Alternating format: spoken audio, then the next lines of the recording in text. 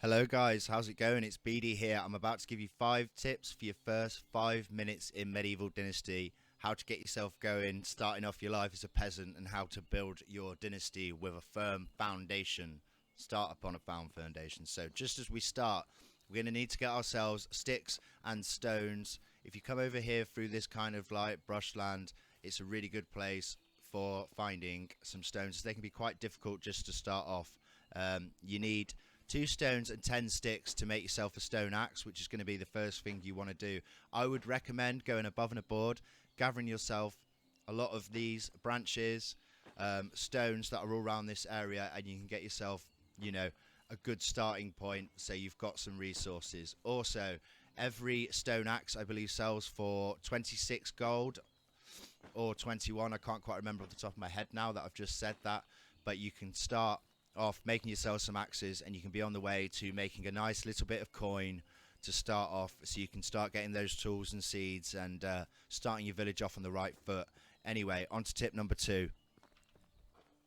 So tip number 2, as you're coming down into the starter village, you've got 2 fields on each side of you, and you've got a shed over on the right hand side. Head over to the shed. You can find yourself some free tools: 5 stone hoes, 5 stone hoes, 5 iron hoes, and 5 scythes. So you've got a nice little starter there. So, but you're saying, surely they're going to be marked as stolen once I've got them. Well, tip number 3. If you take yourself a scythe, whatever tool you want to use, you go into your inventory, and if you equip that into slot 1, oh, and then we need to just actually get it out.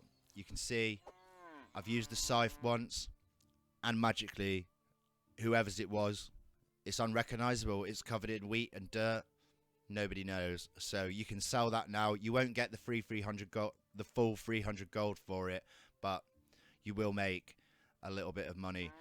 So, which is nice. But the big tip for this, and we're going into tip number 4 now, is how to increase your farming skill fast. So if you just come over here, you can do this without any repercussions.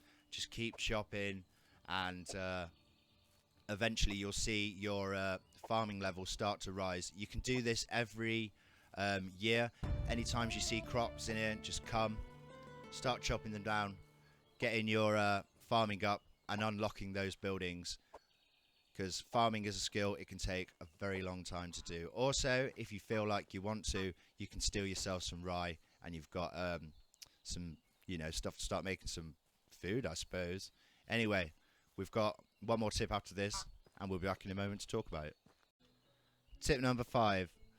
When you're knocking around, press Alt. This gives you your hunter's vision, or whatever it's called. It can tell you where your quest markers are, who's selling goods, who you can recruit to your farm, who you can marry. So it's really, really handy to use. This isn't our final tip, even though it is tip number 5. The last thing I'm going to show you real quickly is, after you spoke to this guy, he's going to want you to go and collect some things. You've probably already got your sticks and stones if you've listened to me. But the other thing that can be quite difficult to find when you're starting off, you don't really know where to look, as this game does not hold your hand in the slightest, is the reeds or the straw.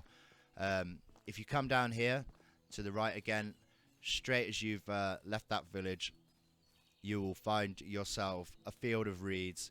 Now here is a real good place just to be collecting them all up.